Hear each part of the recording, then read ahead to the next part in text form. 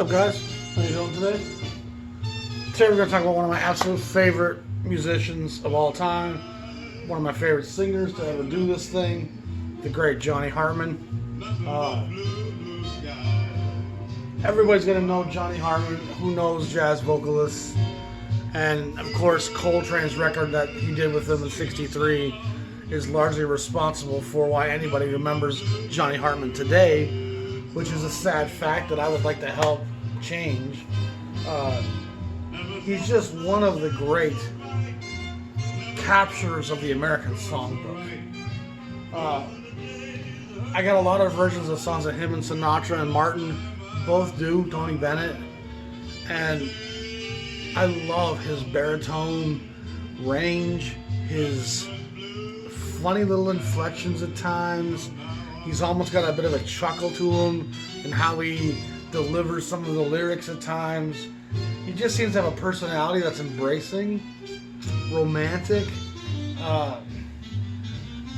Obviously, having never met the guy, we don't really know, but he certainly seems to be amicable, joyous, celebratory, and even if he's not, he certainly puts that into his singing.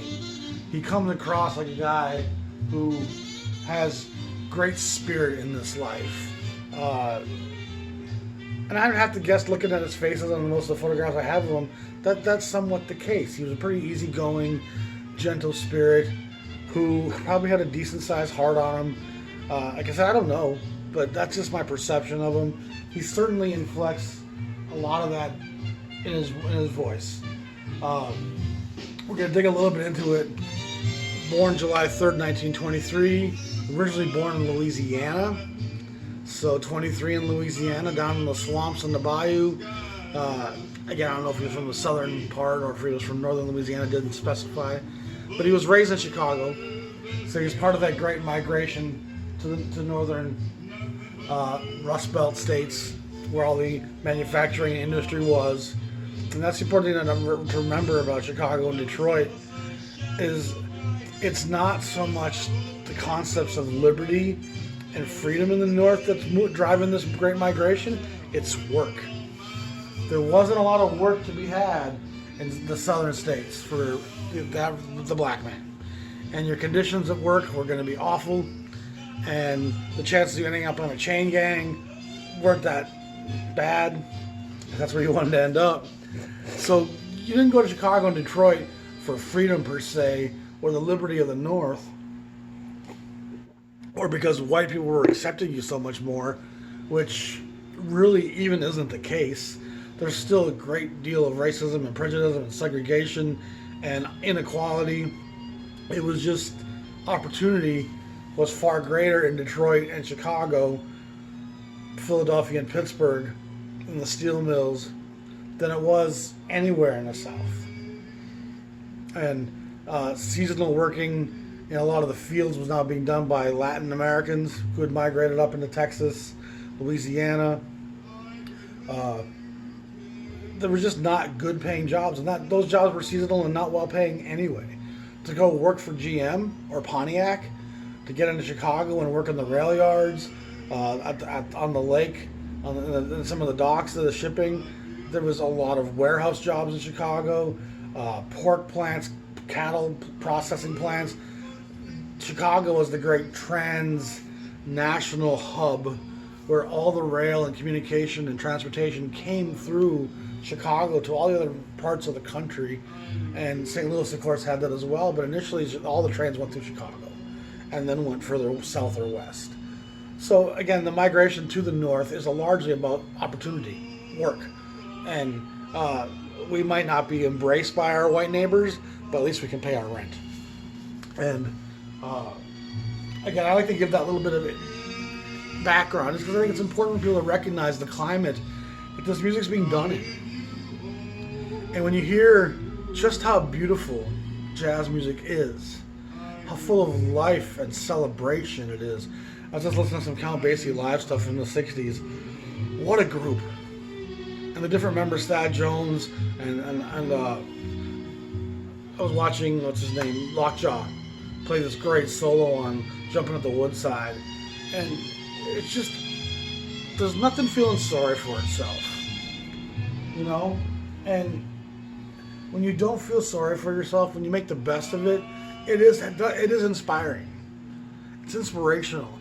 Even to us who haven't struggled anywhere near the same, to see someone with so much less continue to carry on, boy, I need to pick up my load, don't I? I need to get shuffling up that hill. What the heck am I crying about? And jazz has been a strong reminder to me throughout the last 10 years. And R&B and soul music, of course, played that role as well in the early 2000s for me, of just the black community and how joyous their music was and how they want to dance in spite of that oppression, like King David danced in spite of his fears and sorrows in the Old Testament. You dance to escape the agony, the terror, the pain, the ugly. Let's not focus and dwell. Let's rejoice. Let's behave like it's not there. And if we're lucky for a while, it won't be. And so into that whole foray, American injustice and economic inequality, jazz is working its way through the fabric of this country, sharing with us this great quilt. Story after story after story of these black men who made their way through decade after decade in this nation and somehow still managed to make some of the most beautiful music in the history of our planet. Music that will be remembered centuries, millennia from now. Ellington and Basie aren't temporal creations. They will be eternal. They will be as Shakespeare. And they will be as Plato. It'll just be part of the dialogue. Even if society and civilization were to collapse, the Ellington and the mythology of jazz and this music, it has a right and a wrong to it. It has an oppressed people coming up through tyranny and somehow overcoming it with an incredible form of art. You think that's going to fade away? In America, I got news for you. The legacy of this nation is going to be remembered by those deeds. We will be judged by the things we've done wrong as much as we will be remembered for the things we've done well. We got to remember that. We are an empire, and with that cloak of responsibility comes a heavy burden of recognition and of accountability, and history forgets small pocket republics and kingdoms. But when you control the world, you will not be forgotten, especially the injustices that you've created. That being said, all of that ugly, how is this possible? How is the soothing, calming, collected personality of a Johnny Hartman making his way through this world, compromising with the ugly by being the most beautiful? It's never ceases to amaze me. And it's the power of the music. It really is. Hartman was critically acclaimed. Ella Fitzgerald, Billie Holiday, so many of the greats, Billy Eckstein, commented on this guy's ability, his talent, and after even long after his career kind of had really faded, a lot of the great people in jazz were like, this guy should be better known. This guy should be better remembered. And if it wasn't for that Coltrane record, I doubt we would know anything about the guy, sadly. But he's a member of DuSable High School under the tutelage of Walter Diet, I'm not sure how it's said. And I mentioned him before.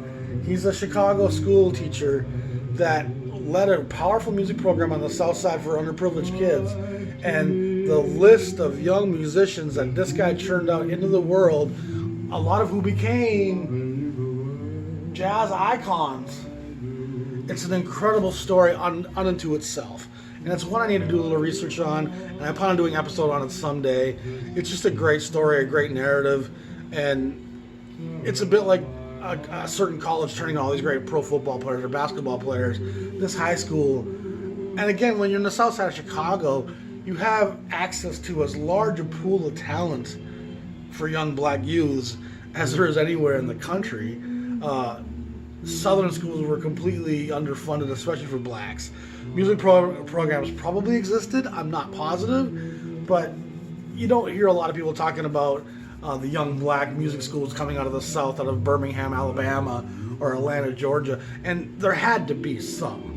I mean, there was too many blacks down there for there not to have been institutions for them to have secondary and further schooling. But Chicago had such a huge community of migrant blacks, all with very shallow roots in the area.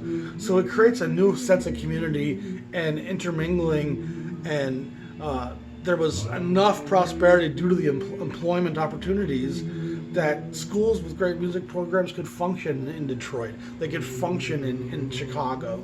And it's amazing how much of a world the black community builds up within America outside of America.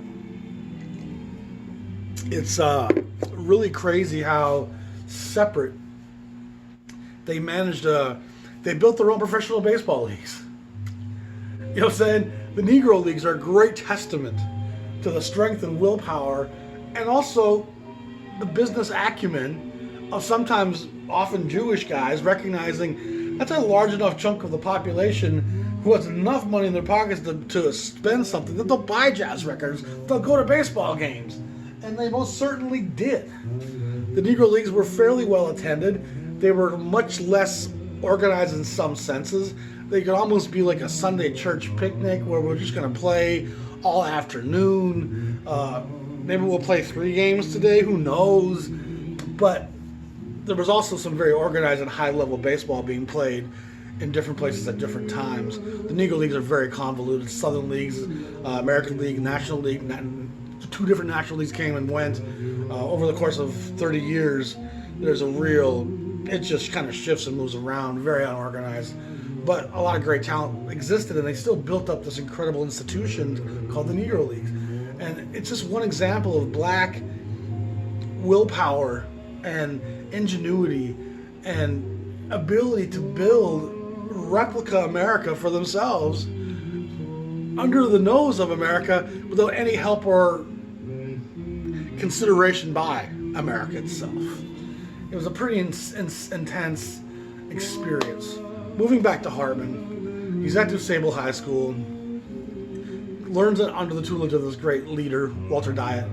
He ends up joining the Army, singing songs in the Army as a private during World War II.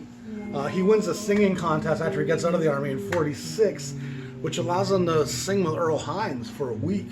And of course, the great Earl Hines goes back to the 20s, one of the great pianists of all time. Earl Hines played with Armstrong back in the day. Pops and Earl Hines together was one of the great first duos of high-level virtuosity that jazz experienced, especially in the recorded format. Hines was impressed enough by this young kid to give him work for a year. Kept him in the band. In '47, he joins Dizzy Gillespie's big band for a while. Dizzy's band had a hard time paying the bills, and paying a large band at that time was a difficult enterprise. Hartman's eventually let go. He plays with Errol Garner briefly in '48, '49, off and on. I don't think any recordings exist of Errol Garner and Johnny Hartman together, or Earl Hines and Johnny Hartman together. I could be wrong. I've not stumbled on him or seen him. I'm guessing it was just a live. He was our vocalist for this gig here and this gig there. That leads us to his recording career. In 1954, he starts to get a little bit of recognition. Playing with Earl Hines especially gave him a bit of credibility. And so Regent label gives him the chance to record this record, First, Last, and Always. This is not the original pressing, nor is it the original cover. It's a record that's really hard to find. I've only seen it once or twice. Didn't have the money in my budget to buy it when I did see it. I've had this Savoy reissue of it for a long time. It sounds fine. Sanford Gold's on here, which I think is kind of interesting. He's a piano player that you don't hear a lot about. Cozy Cole, Bud Johnson. A couple good players are on this. Being 55, Herman Lubinsky at Savoy buys Regent. out in the late 40s, but allows Regent to still stay a fairly independent enterprise. But by the mid-50s, he's starting to cross over his artists between Regent and the Savoy label. Guys will have records on both. And by 58, 59, Regent is nothing more than just a Savoy subsidiary with a lot of crossover label-wise. And I do think it was $1 cheaper as well for Regent records. But he's starting to get a name. And his rich baritone voice on these songs, it's not what he's going to do with Coltrane, but he's still playing with some great players here, doing some great things. So in 55, Gus Wilde of Bethlehem fame brings him in, and he records 2 records for Gus Wilde at Bethlehem. And these are both original covers, old pressings. Songs from the Heart, great stuff. I'll give you a little taste of it. And if I recall correctly, these are going to be recorded in New York for Bethlehem, so they're not going to be any of the great West Coast Bethlehem cats. But there was still great players playing on the East Coast for Bethlehem, without question about it. Ralph Sharon, Johnny Hartman, Howard McGee, Jay Caving, Christy Febo on the drums. The fact that Howard McGee is in this, that's pretty fantastic. I forgot he was on this, honestly. It's recorded in October of 55. And what is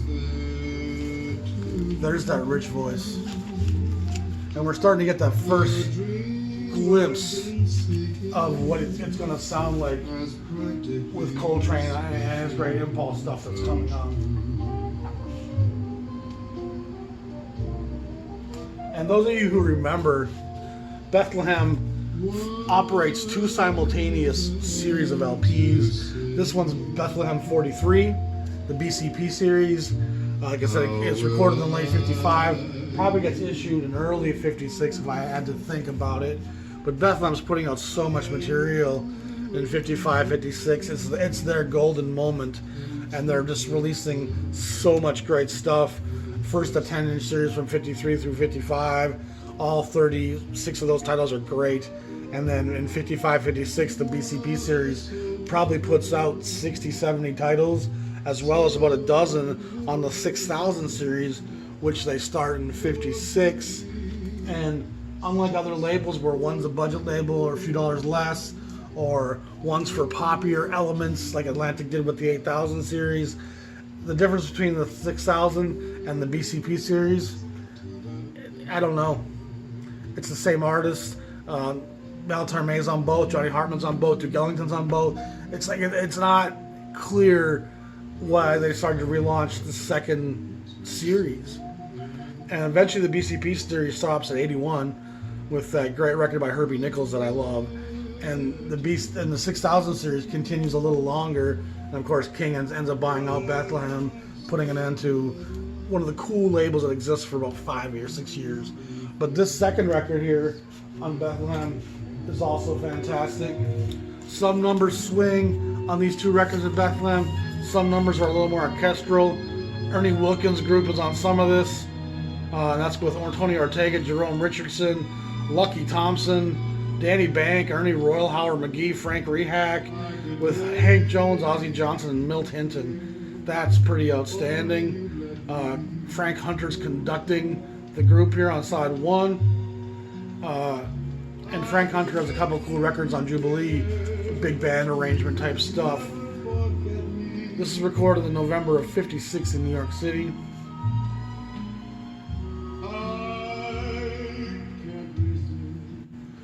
Listen to his voice. And minimal arrangement with a voice like Hartman is appreciated. If you had a bunch of big Norman Riddle, huge things happening, it would actually deter from the velvet luxury that is this man's voice. Keep it somewhat minimal, keep it somewhat diminuendo, allowing his voice to be the crescendo, allowing his voice to carry the melody and to fill the space between the beats. And he does have a pop sensibility to him. You know, he's equal jazz singer, pop singer. He does both very well.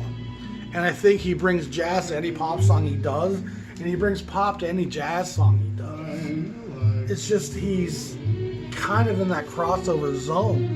And his voice is so perfectly toned that it keeps him sounding poppy. Auto-tune, because even though there's no such thing as auto-tune in this day, he's so on pitch that it's not got the bluesy element of a voice like Holiday that might be a little flat and rise up to the shape of the tone. Hartman's just an institution unto itself. And these records on Bethlehem, the one on Regent, those are small regional labels. The reach of Gus Wilde's Bethlehem in 1956, I bet you it's Connecticut, maybe Rhode Island, maybe a little in the Massachusetts, Boston area, the New York area, probably parts of upstate, but upstate New York is very detached from New York City.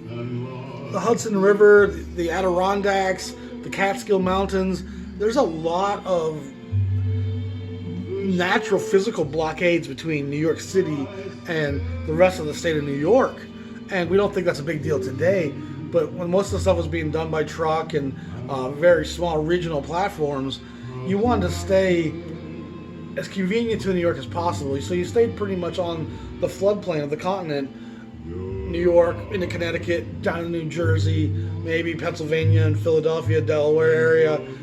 That was probably the reach of most of these jazz labels from New York in the 50s. You could probably find it in Philadelphia, you could probably find it in Boston, but Albany, New York? Maybe not. Buffalo, New York? To a New Yorker? Buffalo, New York's as far west as San Francisco. Like, that's the mindset of Manhattan people. If you live in Manhattan, Jersey is the West Coast, across the river. And you're as connected to Paterson, New Jersey, and Trenton, New Jersey, as you are to Pittsburgh, Kansas City, and Denver. They're all just out there somewhere. Because New York's so the focus and center of the world. It's like a black hole. And the closer you are to that black hole, the more your focus is going to be so just in that region. There's not a whole lot of reason to go beyond it. What's out there? All the theaters here. All the baseball's here. All the music recording industry's here. The film industry is centered on LA and New York, you know? And there's a whole term in this country of the flyover country, and that's part of the reason why is because New York and LA became such the focus of this country. New York for economics and advertisement, baseball, sports, athletics, and Hollywood and film and television, of course, in LA became the other hub that attracted people, attracted business, attracted innovation. The country was very split between those two poles, and the two have very different histories as well. He makes this fourth record now for Roost. I love the Roost label. It's truly one of the great little New York labels of this era. And it's kind of a underexposed label. Not a lot of people are reissuing old Roost records. A great cover. People say, I've had a few comments say I'm not showing the covers long enough, and sometimes the window's glaring off my plastic sleeves. Apologies on that. I don't have the band here on this one, unfortunately. It does say the orchestras are conducted by a Rudy Traylor. That's a name I'm not even familiar with. It does show a few other Roost recordings on the back. But this fits in fairly closely with what he does at Regent and with Bethlehem. But still the voice. And what I like about him is even when there's a sad inflection, there's a bit of a wink that's saying to me, yeah, I went through that ugly, but I'm better now. my heart was broken yesterday, but it's spring today. Like, I feel like he's always got a countermeasure to even the darkest, unhappiest lyric. Unlike Billie Holiday, who can take a happy song and somehow make it feel heavy and painful, Hartman can take a painful, heavy song and somehow add an optimism to it.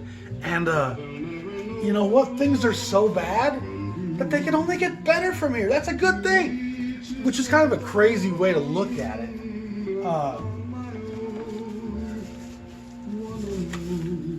I'm going to put on something here that I think is one of the most beautiful songs ever recorded.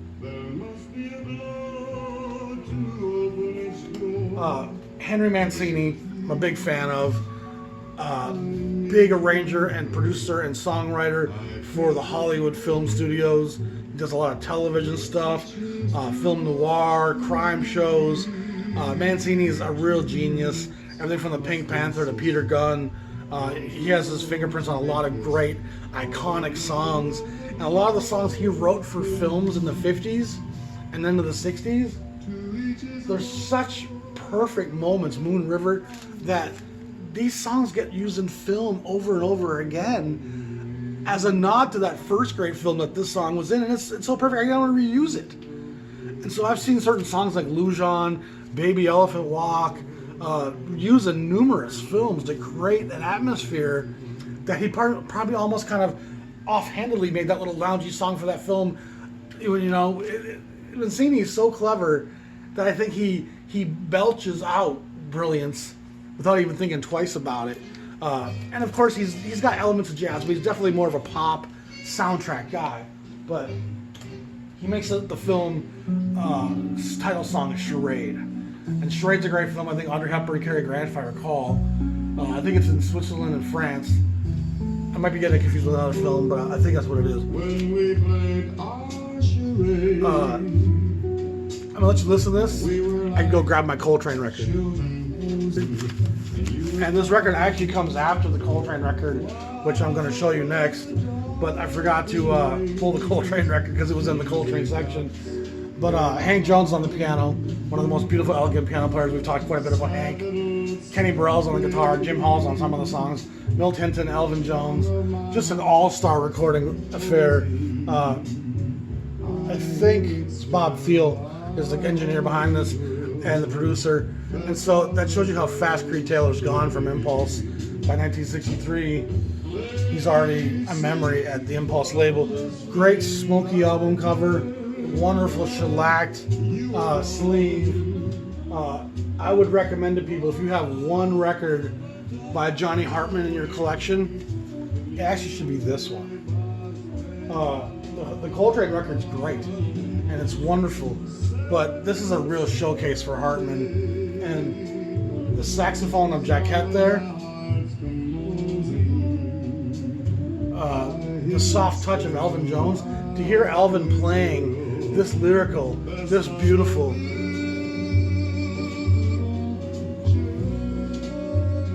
one of the most fantastic songs ever is this version of Johnny Hartman of the song Charade. And Charade, the original song, isn't nearly that fantastic, sadly. He goes on to do In the Wee Small Hours of the Morning next, which, of course, that's a Sinatra piece that everyone kind of knows from Sinatra. But listen to this group. This is the type of jazz that everybody who gets into jazz and is afraid of it and doesn't want to hear honking shit, this is the jazz you're looking for.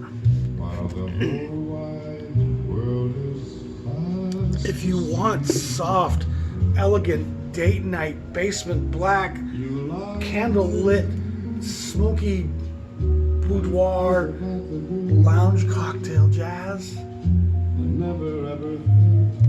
this record,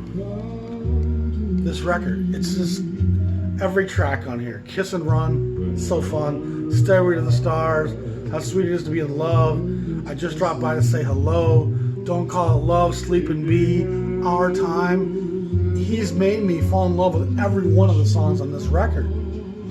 And I've come to my American Songbook backwards. I've come to it through Sinatra, through Johnny Hartman, through Dean Martin, Tony Bennett, and Mel Torme, and I'm working my way back to the original musicals. I don't really know the original musicals. I was brought up in Canada, so we didn't really have a lot of the music in school curriculum that teaches a lot of Americans, especially white Americans from upper class schools, the Gershwin songs, the Rodgers and Hart songs, like those songs. They get them in their different various music classes, and I had to come to them differently. But Hartman does those records I showed you, those first four, 55, 56, and maybe the Roos one's 57, and he kind of disappears for a while. Those records were all very small regional labels. They didn't have a lot of success. And even a well-selling record on those labels was going to be a small enterprise. So he kind of fades out of the limelight to a large degree. And then when Coltrane joins Impulse, one of the things that Impulse wants him to do is to do some accessible stuff. Do a record with Ellington. I think that'd be great. Do a record called Ballads. That would help us a lot. Do a record with a singer. And when they asked him to do a record with a singer, Coltrane kind of balked at the idea. He's like, it's not really what I want to do. I made Giant Steps. Have you heard that? I made My Favorite Things. I just did Africa Brass last year. Coltrane, you want me to do a record with a singer? But they allowed him to pick who the singer would be. And he kind of jogged his memory, and he did do an appearance with him, I think it was at the Apollo, back in 56 or 7 or 58 maybe, and it jogged his memory. He's like, oh, I'd like that guy's version and take on words. I liked how he did it. And so Coltrane and Hartman worked together and make this wonderful record, Coltrane and Johnny Hartman. And this is the record that keeps Hartman on the landscape in almost every aspect of the way. This is who people hear Johnny Hartman from first. Coltrane, Miles Davis teaches about Coltrane. Coltrane teaches you about Impulse. Coltrane also teaches you about Johnny Hartman. And some cats are going to go, I like the Pharoah Sanders, Rashid Ali, Alice Coltrane. And some cats are going to be like, I like this Coltrane. And Coltrane's got stuff for the ladies and stuff. And conversely, there might be some far out gals that want to hear Ohm, and there might be some guys like me who have aged enough that they're like, I want to drink my coffee and not cringe. Give me some Johnny Hartman Coltrane. You know? And I love Crescent. I love Love Supreme. I even like the Village Vanguard Again record.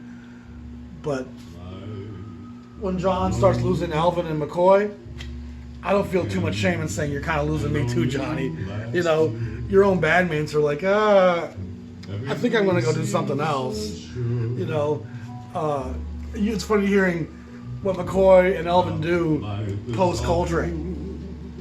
Like, they both can't wait to go start making records with Greg Green, you know, Freddie Hubbard, guys that aren't going to be too out there. And they make some great, and McCoy Tyner's Impulse records are fantastic. And you can see McCoy Tyner's much more in the Ellington vein, probably Hartman vein himself, by what his solo work was. And even Elvin Jones, who's that tornado of a whirlwind on the drums in the Coltrane Quartet, to hear him playing on ballads with people like Johnny Hartman and Elvin Jones shows up in some very melancholy, beautiful records, and you're almost like, that's the same guy that's playing all those polyrhythms with Coltrane, making the drum set sound like it's a fucking monstrous machine. It's amazing how diverse jazz musicians and instrumentalists can be. They're badass motherfuckers, these guys, man. They really are. But living a lush life, it's just as beautiful as it gets. And thank God Coltrane was asked to do this record with a singer so that we all got exposed to Johnny Hartman. And sadly his career isn't as long as you would have hoped. Even with the light shed on him by Coltrane, and there's John right there.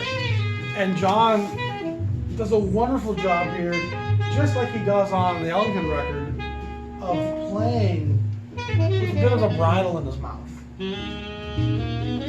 He's recognizing my role here is different. And so Coltrane as well, just like we talked about Elvin, he's able of really toning it down if he feels like that's what it calls for. He makes another record for Impulse the following year, and it's this fantastic, The Voice That Is. And it's a little poppier than the last one. The Voice That Is superb, romantically velvet, lyrically perfect. These words all aptly describe the wonderful singing of Johnny Hartman. Slow Hot Wind on here is fantastic. The More I See You, Funny World, The Day the World Stopped Turning, Joey, Joey, Joey.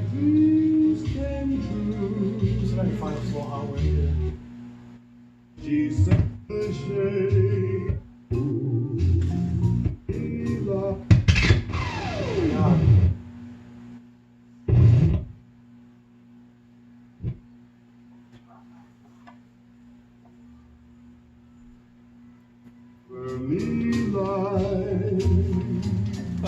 That's actually very Henry Mancini there himself.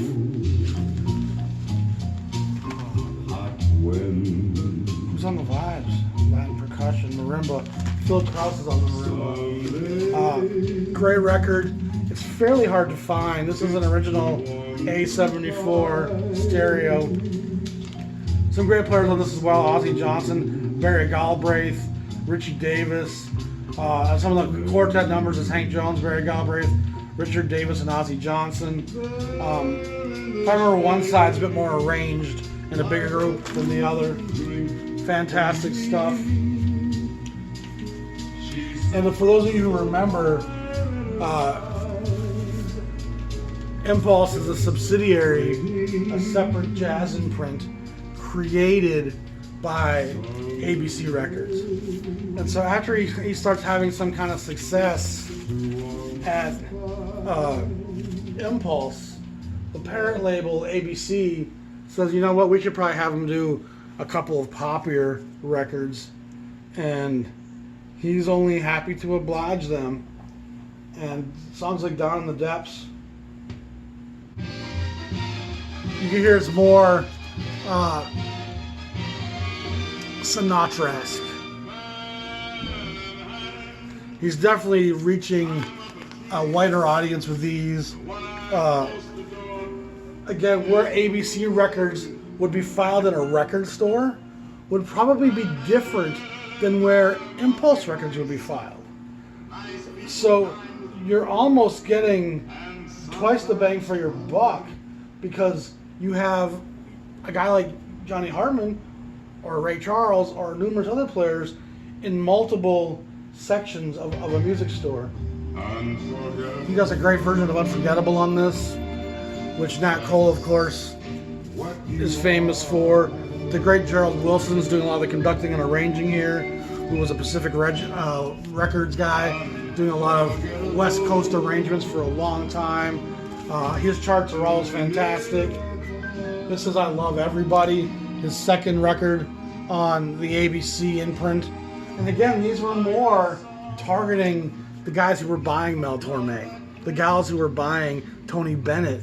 Let's slip a couple of this guy's records in that section, easy listening or pop as well. And so the hardcore jazz guy could find Hartman in the jazz records with Impulse, but they could also find them in the pop section under ABC. And it's a pretty common thing that happened in those days. This is a weird record I found recently, Johnny Hartman with the Andrew Hill Trio, and it's some small budget label, some of the worst graphic outlay cover design I've ever seen. This one, in most of my books, and even in most of my discography pages and stuff, it's not listed anywhere. It doesn't have a date on it here. Oh, it does. 1961 it says. The Gaslight Square in Summer 61 in St. Louis. Interesting. Is Andrew Hill even on Blue Note by 61? I don't think he is. So this is interesting. This actually must have came out in the 80s, but it's a live recording with Andrew Hill, John Mixon, and Gene Gamage from St. Louis in the summer of 61. Awful cover. You had to be able to do better than that, but you can't always judge a book by its cover. He continues into the 70s, recording for record labels like Perception and Music Core. They're fine records. Some of them have a bit more of a contemporary production to them. So like electrical basses, electrical pianos, maybe even electric guitar. They're not rock records by any means. They're still kind of lounge, which he actually did a lot of that, where he was singing in cocktail lounges in Chicago, LA. That's on Music Core. And then he actually has a bit of a comeback in a relative sense in 1981 with this record on Beehive. He goes back to more of a traditional sound here, and he actually gets nominated for a Grammy on this record, which is a little bit of recognition, probably a little too late. And he still does some stuff after this, but he's certainly, his last blip on the radar is this Beehive record, Once in Every Lifetime. He might do another one for Beehive, I can't recall, but that wraps up what I have of his discography. He's not a sideman on a lot of other things. You know, the early stuff that he does with other people like Hines, I've never seen any of that recorded. Like I said, in the 70s, he's largely singing in New York and Chicago in cocktail lounges. And I wish I could have had the experience of sitting in a cocktail lounge listening to that voice. If you got a girl with you and you're doing martinis, you got a chocolate martini, you got a little chocolate on your chin here from the chocolate on the lip of the glass, and there's some sugar crystals over here, you can rub those sugar crystals off with confidence if Johnny Hartman's singing. See what I'm saying? He's doing the work for you. This is Baby Come Home With Me music. This is Ain't Nothing to Be Afraid Of Here music. I'm a good guy. I'm a gentle guy. I'm going to look at the band here because I remember there's some pretty outstanding people. If I can, Frank West is on tenor sax and the flute here. And Frank West is a great musician, has some great records on Prestige, some fantastic sessions at Savoy in the mid-early 50s, late 50s. The fantastic Joe Wilder, who has a couple of great records as a leader on Columbia in the mid-50s. Early Columbia jazz attempts by a black musician to make great jazz record by Joe Wilder. But Wilder ends up being mostly a side guy, session guy, because that's where the money was for him. And so he shows up on infinite stuff. Billy Taylor's on the piano, another guy who's a real jazz chameleon, can play almost any style. Billy Taylor has records on every label you could think of. Roost, yup. Prestige, yup. Riverside, yup. Just ABC, yup. Billy Taylor has records on just about all the great labels, it seems like. He doesn't stay anywhere too long. He kind of moves around a lot. But again, that's some pretty talented guys. Keith Copeland's on the drums, Victor Gaskin's on the bass, Al Gaffa's on the guitar. Those are names I'm not as familiar with. But this is definitely a throwback to his Impulse, Roost, Regent days, Bethlehem days. The voice is still there.